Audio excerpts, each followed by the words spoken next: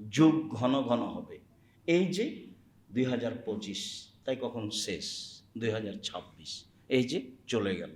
সেদিন তো দেখলাম 22, দেখি আজকে 26। যুগ ঘন ঘন হবে, খুব তাড়াতাড়ি পার হবে।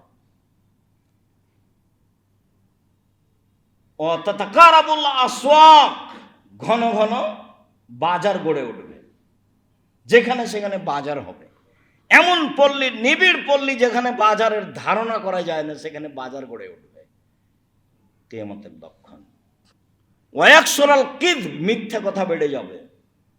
যে সে মিথ্যা কথা বলবে। মিথ্যা বড় কিছু নয়, মিথ্যা বড় কিছু নয়। মিথ্যা দিয়ে সুবিধা উপার্জন করা মানুষ প্রয়োজন মনে করবে, একবারে অহরহ মানুষ মিথ্যা কথা বলবে। এটা কিয়ামতের লক্ষণ। অথচ রাসূল সাল্লাল্লাহু আলাইহি ওয়াসাল্লাম বলছেন, পৃথিবীর মানুষ শুনে রেখো, কেউ যদি তর্ক ছেড়ে দেয়, সত্য হলেও তর্ক করবে না, আমি মুহাম্মদ সাল্লাল্লাহু আলাইহি ওয়াসাল্লাম তাকে একটা জান্নাতে ঘর নিয়ে দিব। তিনি বলেন, মজাক করে হলেও কেউ যদি মিথ্যা ছেড়ে দেয়, আমি মুহাম্মদ সাল্লাল্লাহু আলাইহি ওয়াসাল্লাম তাকে একটা জান্নাতে ঘর নিয়ে দিব। তিনি বলেন, সবচেয়ে ভালো চাল চলন যার, তাকে আমি জান্নাতুল ফেরদাউস নিয়ে দিব। সেখানে মিথ্যা হবে স্বাভাবিক ব্যাপার, কিয়ামতের লক্ষণ। মূর্তি পূজা, সরস্বতী ভগবতী কালীর নিকটে মাথা নত করলেই মূর্তি পূজা হয়। নেতা নেত্রীর ছবি আপনার বাড়িতে সম্মান সহকারে আছে, কাঁকড়ার মূর্তি আপনার বাসায় আছে, কত সুন্দর করে আপনি একটা আয়না কিনেছেন আপনার স্ত্রী, সে আয়নাটা রুই মাছ, কাতল মাছ, প্লেটটা কিনেছেন চিংড়ি মাছ, কত সুন্দর করে সাজিয়ে রাখছেন। যেখানে সেখানে আমার উম্মত মূর্তি পূজা করবে, মূর্তিকে সম্মান করবে, মূল্যায়ন করবে। যাকে দাওয়াত দিচ্ছে, আব্দুল রাজ্জাক সাহেবকে জুমার খুতবা দেওয়ার জন্য ডাকি, অন্তত 5 জন 10 জনকে জিজ্ঞাসা করতে হবে কিছু কোরআন হাদিস বুঝেন কি না। তারপরে একদিন আর 7 দিন আগে বলে দিতে হবে যে ভাইজান, এখানে কোরআন হাদিসের অনুবাদ করে খুতবা দেওয়া হয়, বিষয়টা স্পষ্ট করে বুঝে সুঝে আসবেন। আহমদ হোসেন মন্ডল জান্নাতপুরের পরিচালক ছিলেন, মারা গেছেন, আল্লাহ তার ভালো করুক। প্রথম দিন আমাকে বলছে, একবারে প্রথমে এসেছি সেদিন আমাকে বলছে যে এই মিম্বারে খুতবা দিলে, কোরআন হাদিসের অনুবাদ ছাড়া খুতবা দিলে আমি তাকে মিম্বার থেকে নামিয়ে দেব। ঠিক আছে, ভালো, তাই হবে। তো ওর এই কথার ভিত্তিতে তখন হাদিস মুখস্থ করে এসে খুতবা দেওয়া হয়। ওই সুবাদেই এভাবে দেখা যায় যে সময় আসলে আলহামদুলিল্লাহ আদর্শ একটা দেখাই, তাহলে ভালো মনে থাকবে। দিন রাত বলেছি, ওরই মধ্যে থেকে একটা বলি, তাহলে সহজ হবে। আদর্শ মানুষকে বিদায় দিলে বলতে হবে, আস্তাগফিরুল্লাহ দীনাকা ওয়া মানাতাকা ওয়া আখিরা মালিক ওয়া যাওয়াতাকাল্লাহু তাকা ওয়া গাফারা যামবুক ইয়াসসারা লাকাল খায়রা হাইসুমা কুনতা। এটা হলো বিদায়ের আদর্শ। তা আপনার বিদায় হলো এই যে টাটা বাই বাই, আমার আদর্শ ছেড়ে দিয়ে অন্য আদর্শ ধরে এনে বলবে এটাই রাসূলের আদর্শ। সুন্নাত, একটা লাশকে সামনে রেখে, লোকটা মারা গেছে, কাপড় দিয়ে তাকে ঢেকে দিতে হবে, অজু দিয়ে গোসল দিতে হবে। কেন আপনি তাকে উঠাচ্ছেন, বসাচ্ছেন, তারপর পেশাব পায়খানা, পেট চাপ বের করছেন, নখ কাটছেন? 241টা বেদাত আছে এক মুমূর্ষ ব্যক্তিকে লক্ষ্য করে।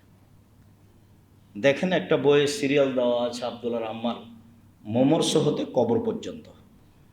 আন্তর্জাতিক ফুটবল বিশ্বকাপ 2026কে লক্ষ্য করে যেটুকু হয়েছে, তাতে আমরা বিষয়টি নিয়ে খুব শক্তভাবে জাতির সামনে পেশ করার চেষ্টা করেছি।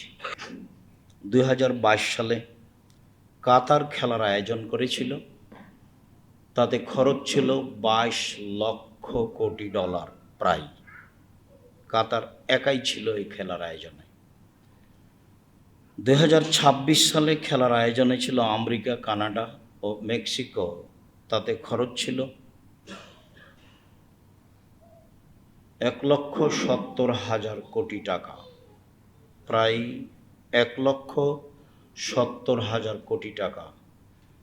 আর কাতারের পক্ষ থেকে আয়োজনে খরচ ছিল প্রায় 22 লক্ষ কোটি টাকা। তাদের অনেক প্রস্তুতি নিতে হয়েছিল, হয়তোবা ভবিষ্যতে সৌদি আরবের লোক এই পদক্ষেপ নিবে বলে ধারণা করা হচ্ছে। এই খেলায় অংশগ্রহণ করা তো বহুদূরের কথা, এই খেলার গল্প যেখানে চলে সেখানে বসে থাকাও হারাম। তাতে এই কথা বলা আছে বসে থাকা হারাম, এটার যদি আমি প্রমাণ পেশ করতে না পারি তাহলে আমি জাতির সামনে কথা বলবো না। আর জাতির সামনে কথা বলবো না এই কথাটা আমার নতুন নয়, এটা দীর্ঘ সময় থেকেই বলে আসছে। আর আমার ভেতরে দুর্বলতা কোনো কাজ করে না। আমি জাতির সামনে কথা বলতে লেগে কোনো দিন অপ্রয়োজনীয় বা ইনিয়ে বিনিয়ে বা জালজয়ী হাদিস বা কেসা কাহিনী কোনো দিন বলেছি বা বলবো, এটা আমার ধারণাতে নেই। যার কারণে আমার দুর্বলতা ভিতরে কোনো সময় কাজ করে না। খেলাধুলা, খেলতামাশা, বাদ্যযন্ত্র, গান বাজনা সম্পূর্ণ টোটালি হারাম। এ কথা আল্লাহ তাআলা বলেন, এ কথা মুহাম্মদ সাল্লাল্লাহু আলাইহি ওয়াসাল্লাম বলেন। চৌসার, ছক্কা, লুডো, দাবা, পাঞ্জা, পাশা, ক্যারাম বোর্ড, তাস, গেমস, ফ্রি ফায়ার, পাবজি, এ ধরনের যত খেলা দুনিয়াতে আছে বা কিয়ামত পর্যন্ত যত তৈরি হবে যা বসে বসে চলে, যাতে শরীরের কোনো চর্চা থাকে না, তা খুব জঘন্য ধরনের হারাম বলে রাসূল সাল্লাল্লাহু আলাইহি ওয়াসাল্লাম বলেছেন। হাদিস মুসলিম, তা আমরা বলেছি। দেখছেন না, কোরআন মাজিদ পড়ে মানুষ বলছে যে নির্বাচনের কথা কোরআন মাজিদে আছে। মিলাদ পড়ে বলছে যে আল্লাহ বলছেন মিলাদ করতে হবে। সাহাবি করলেন না, তাবেই করলেন না, তাবি করলেন না, ইমাম আবু হানিফা রাহিমাহুল্লাহ করলেন, ইমাম শাফি করলেন না, মালিক করলেন না, পৃথিবীর কোনো বড় আলেম করলেন না, বলছে কোরআন মাজিদে আছে। সম্মানিত দিনী ভাই বোন, আবু হুরায়রা হুযায়ফা ইবনে ইয়ামান রাদিয়াল্লাহু তাআলা আনহু এইভাবে বললেন। অফি রিওয়ায়াতিন, অন্য এক বর্ণনায় হুযায়ফা ইবনে ইয়ামান বলেন, রাসূল সাল্লাল্লাহু আলাইহি ওয়াসাল্লাম বললেন, একুনু মিন বাদি আইম্মা, আমার পরে আলেম ওলামা হবে, ইহতাদুনা বিগাইরি হুদায়া, আমার আদর্শ ছাড়াই অন্য আদর্শ মেনে বলবে এটা রাসূলের আদর্শ। ওয়াস্তান্নুনা বিগাইরি সুন্নতি, আমার সুন্নাত ছাড়াই অন্য সুন্নাত মেনে চলে বলবে এটাই রাসূলের সুন্নাত। কুলুবুহুম কুলুবু শায়াতিন ফি জুসমানি ইনসিন, তাদের অন্তর হবে শয়তানের অন্তর, ওদের দেখতে লাগবে মানুষ। রাসূলের মুখের ভাষা ভেবেছেন আপনি? আলেম ওলামা দিয়ে জাহান্নাম উদ্বোধন হবে, এই কথা আল্লাহ রাসূল বলেছেন। আমাদেরকে সম্মান করতে হবে এ কথাই ঠিক, তবে জেনে বুঝে সম্মান করতে হবে এ কথাও ঠিক। কেন? আল উলামা ওয়ারাসাতুল আম্বিয়া, আল্লাহ নবী বললেন যে আলেম ওলামা হচ্ছেন নবীগণের উত্তরাধিকারী। অনেক বড়, এবার উপরে মান চলে গেছে। নবীগণের পরে যারা কাজ করে তারা আলেম ওলামা, তো মান তো অনেক উপরে চলে গেছে। সত্যি মান উপরে অনেক, কিন্তু আলেম ওলামা দিয়ে জাহান্নাম উদ্বোধন হবে এ কথাও ঠিক। আবার তিনি বললেন ওদের দেখতে লাগবে মানুষ, ওদের অন্তর হলো শয়তানের অন্তর। হাদিস তো বুখারী মুসলিম। কি বিচার করবেন? সাওবান রাদিয়াল্লাহু তাআলা আনহু বলেন, রাসূল সাল্লাল্লাহু আলাইহি সাল্লাম বলেছেন, ইন্না মিম্মা তাখাওয়াফা আলা উম্মতি, পৃথিবীর মানুষ মনে রেখো, আমি আমার উম্মতের উপরে আশঙ্কা করি তিনটি বিষয়ে। পৃথিবীর মানুষ শুনে রেখো, আমি আমার উম্মতের উপরে আশঙ্কা করি তিনটি বিষয়ে। এক, আইম্মাতাম মুজিল্লিন, ভ্রান্ত হুজুর। হুজুর ভ্রান্ত হবে এ কথা আল্লাহর নবী বলছেন। মানুষ কিভাবে বুঝবে?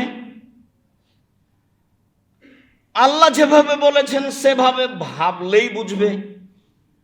কথা যখন দলিল সহ হবে তখন ঠিক আছে, দলিল আবার ঠিক আছে কি না তখন আল্লাহ রাসূল বললেন যে কাফাবিল মারে কাযিবান ইউহাদ্দিসু বিকুল্লি মা সামিয়া, একজন মানুষ শুনে একটা কথা বলে দিল ধর্মের নামে সে মিথ্যুক, কথাটা সত্য হলেও মিথ্যুক, আগে দেখতে হবে রাসূলের কিনা। তিনি বললেন পৃথিবীর মানুষ বাল্লিগু আন্নী ওয়ালা আয়া, আমার একটি কথা জানা থাকলে অন্যকে বলো।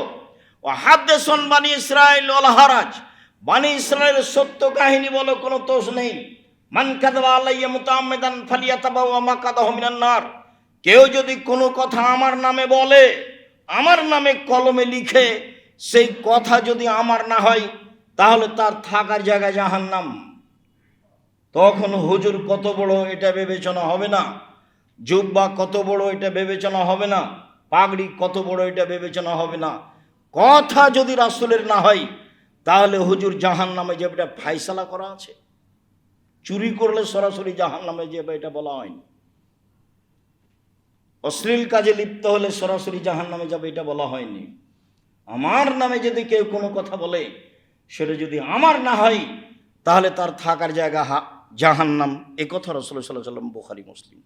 দুই, ওয়াসাতালতাহিকু কাবাইলু মিন উম্মতিয়াল বিল মুশরিকিন, আমার উম্মত হিন্দুদের সাথে মিশে যাবে, এইটা আমার আশঙ্কা। আমি এটা আশঙ্কা করে গেলাম, আমার উম্মত হিন্দুদের সাথে মিশে যাবে। তাদের কৃষ্টি কালচার এদের ভালো লাগবে, তাদের মূর্তিখানায় যেতে এদের ভালো লাগবে, তাদের গান বাজনা বাদ্যযন্ত্র এদের ভালো লাগবে, তাদের সাথে চলাফেরা এদের ভালো লাগবে। আমার উম্মত হিন্দুদের সাথে মিশে যাবে, এটা আমার আশঙ্কা। তিন, ওয়াসাতা'বুদু কাবাইলু মিন উম্মাতিল আওসান, আমার উম্মত মূর্তি পূজা করবে। এটা আল্লাহ রাসূলের মুখের ভাষা। এই তিনটা তিনি আশঙ্কা করলেন। এক নম্বরে বললেন ভ্রান্ত হুজুর। এমনিতে এ বিষয়ে বিস্তারিত দেখতে চাইলে বক্তা শ্রোতার পরিচয় বইয়ে আলেমদের পরিচয় এক জায়গায় মোটামুটি দেওয়া আছে। সম্মানিত দিনী ভাই বোন, আবু হুরায়রা রাদিয়াল্লাহু তাআলা আনহু বলেন, রাসূল সাল্লাল্লাহু আলাইহি সাল্লাম বলেছেন, ইয়াকুনু কাবলা সা আইয়ামুন, কিয়ামতের পূর্বে কতগুলি দিন হবে, ইরফাউ ফিহিল ইলম, তাতে বিদ্যা উঠিয়ে নেওয়া হবে, বিদ্যা উঠে যাবে। ওয়া ইয়ানজুলু ফিহিল জাহাল, তাতে মূর্খতা বর্ষণ হবে। বহুদিন বলেছি, আমরা জানি যে বৃষ্টি বর্ষণ হয়, কিন্তু রাসূল সাল্লাল্লাহু আলাইহি সাল্লাম বলছেন যে মূর্খতা বর্ষণ হবে, বিদ্যা উঠে যাবে, মূর্খতা বর্ষণ হবে। তারপরে তিনি বলছেন যে ওয়াকসুরাল হারাজ, মারামারি বেড়ে যাবে। এমন সময় আসবে যাতে বিদ্যে উঠে যাবে, মূর্খতা বর্ষণ হবে, মারামারি হইচই দাঙ্গামা হামলা মামলা মোকদ্দমা সব অন্যায় অবিচার অরাজকতা সমাজে নেমে আসবে। আব্দুল্লাহ ইবনে মাসউদ রাদিয়াল্লাহু তাআলা আনহু বলেন, রাসূল সাল্লাল্লাহু আলাইহি সাল্লাম বলেছেন, লা তাকুমুস সাআত, কিয়ামত হবে না, হাত্তা ইরফাল ইলম, যতক্ষণ পর্যন্ত বিদ্যা তুলে নেওয়া হচ্ছে, ওয়া ইয়ানজুল জাহাল, মূর্খতা বর্ষণ না হচ্ছে। বিদ্যা উঠে যাবে, মূর্খতা বর্ষণ হবে। ওয়ায়ুলকা শুহ, কৃপণতা মানুষের উপরে চাপিয়ে দেওয়া হবে, মানুষ দান খেরাত করতে চাইবে না। আমি আপনাকে এ বিষয়ে বহুদিন বলেছি যে আপনি একটা কথা মাথায় রাখবেন, যে দান খেরাত আমি কেউ চাইলে দিব এটা নয়, আমি নিজে থেকে দেব। এটা আমার ইবাদতের একটা অংশ। আমি সালাত আদায় করি, এটা আমার ইবাদত। আমি কোরআন তেলাওয়াত করি, এটা আমার ইবাদত। আমি সুবহানাল্লাহ আলহামদুলিল্লাহ বলি, এটা আমার ইবাদত। আমি সিয়াম থাকি বৃহস্পতিবার সোমবার, এটা আমার ইবাদত। জনগণ রাসূলকে জিজ্ঞাসা করত কল্যাণ সম্পর্কে, কিভাবে জান্নাত পাওয়া যাবে, কিভাবে জাহান্নাম থেকে বাঁচা যাবে, এগুলো ছিল জনগণের জিজ্ঞাসা। অকুন্ত আসআলুহানি শাররে মাখাফাতা ইদরিকানি, আর আমি নিজে হুযায়ফা ইবনুল ইয়ামান বিশিষ্ট সাহাবী, আমি জিজ্ঞাসা করতাম অনিষ্ট সম্পর্কে, খারাপ। মাখাফাতা ইদরিকানি, এই আশঙ্কায় যে খারাপ কখন আমাকে ধরে নেবে, আমি হয়তো বা বুঝতে পারবো না। আমার জীবনের কোনো এক সময় অন্যায় অবিচার হারাম অরাজকতা লুটতরাজ অবিচার চলে আসবে, তখন আমার পরকাল হারিয়ে যাবে। এই জন্য আমি প্রায়ই আল্লাহ রাসূলকে অনিষ্ট সম্পর্কে জিজ্ঞাসা করতাম। মর্মে একদিন বললাম, আল্লাহ রাসূল, ইন্না কুন্না ফি জাহিলিয়াতিন শাররিন, আমরা ছিলাম পাপের মধ্যে, অনিষ্টের মধ্যে, আমাদের কাজকর্মের নাম ছিল জাহেলিয়া। একটা কাজও ঠিক ছিল না। তো আমরা ছিলাম পাপের মধ্যে এবং জাহেলিয়াতের মধ্যে। ফাজান আল্লাহ তাআলা বিহাদাল খাইরি। এখন তো আল্লাহ তাআলা আমাদেরকে কল্যাণ দিয়েছেন, ইসলাম এসেছে, কোরআন মাজিদ এসেছে, আমরা তখন ভালো, আমরা এখন মুসলিম, জাহেলিয়াত নেই, সত্য কথা বলি, নেই অন্যায় বিবেচনা করে চলি, 5 ওয়াক্ত সালাত আদায় করি, যেগুলো ইবাদত সেগুলো করি, এখন তো আমরা ভালো। আচ্ছা আল্লাহ রাসূল, হাল বাদা হাদাল খাইরি মিন শাররিন, এই ভালোর পরে কি খারাপ আসবে, এটা জিজ্ঞাসা। এই ভালোর পরে কি খারাপ আসবে?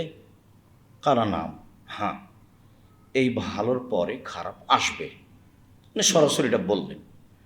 তো আমি আবার জিজ্ঞাসা করলাম, আল্লাহর নবী, ওয়াহাল বাদা যালিকা খাইরি মিন শাররিন, ওয়াহাল বাদা যালিকা শাররি মিন খাইরিন, ওই খারাপের পরে কি ভালো আসবে? এখন তো ভালো, এরপরে খারাপ আসবে, তো ওই খারাপের পরে কি ভালো আসবে? আল্লাহ নাম। তিনি বললেন হ্যাঁ। অফিহে দেখানুন, ভালো হবে ঘোলাটে, অফিহে দেখানুন, ভালো হবে ঘোলাটে, ভালো হবে ধোঁয়াযুক্ত। তা বললাম মামা দেখানো, ধোঁয়াটে কি জিনিস, ঘোলাটে কি জিনিস, এটা তো বুঝলাম না। তখন আল্লাহ রসুল বলছেন, দেখো, কওমুন ইহতাদুনা বিগাইরি হুদায় ওয়া ইয়াস্তানুনা বিগাইরি সুন্নতি। আলেম ওলামা, জনগণ, এক শ্রেণীর মানুষ আমার আদর্শ ছাড়াই অন্য আদর্শে চলে বলবে, এটা রাসূলের আদর্শ। আমার সুন্নাত ছাড়াই অন্য সুন্নাত ধরে বলবে, এটা রাসূলের সুন্নাত। তখন হুযায়ফা রাদিয়াল্লাহু আনহু বলছেন, ফামা তা'মুরুনি আদরাকানি যালিকা। পরিস্থিতি এমন হলে কি করতে হবে বলেন? তাহলে তো কঠিন হয়ে গেল। আলেম ওলামাই যদি ধর্মের নামে কোরআন হাদিস পেশ করে, তাহলে এখন কি করব বলেন? তখন আল্লাহ রসুল বলছেন, তালজাম জামাত আল মুসলিমিন ওয়া ইমামাহুম, তখন একটা সঠিক দল এবং সঠিক দলনেতা খুঁজো। তখন হুযায়ফা রাদিয়াল্লাহু আনহু বলছেন, ফাইন লাম ইয়াকুন লাহুম জামাতুন ওয়ালা ইমামুন, যদি সঠিক দল সঠিক দলনেতা খুঁজে না পাই, তাহলে কি করব? চলছে কথা একটার পর শুরু হয়েছে তখন থেকে। তখন বলছেন, ফাতাজিল তিলকাল ফেরাকা কুল্লাহা, সব দলগুলি ছেড়ে দাও, ওয়ান তাউজিব আসলি শাজারাতে, গাছের আড়ে একাই লুকিয়ে থাকো, হাত্তা ইদরিকা কাল মউত, মরে যাও, আসবে না এখানে। ধর্মের নামে ভুল সিদ্ধান্তে যেতে হবে না, সন্দেহ হলে ফিরে আসতে হবে, বেঁচে থাকার জন্য কোরআন এবং সহিহ হাদিসের আশ্রয় নিতে হবে। আল্লাহ তাআলা বলেছেন, ফাসআলু আহলা যিকরি ইন কুনতুম লা তা'লামুন বিল বাইয়িনাতি ওয়াজ জুবুর। পৃথিবীর মানুষ, তোমরা জানা মানুষের নিকটে জানো প্রমাণ সহকারে।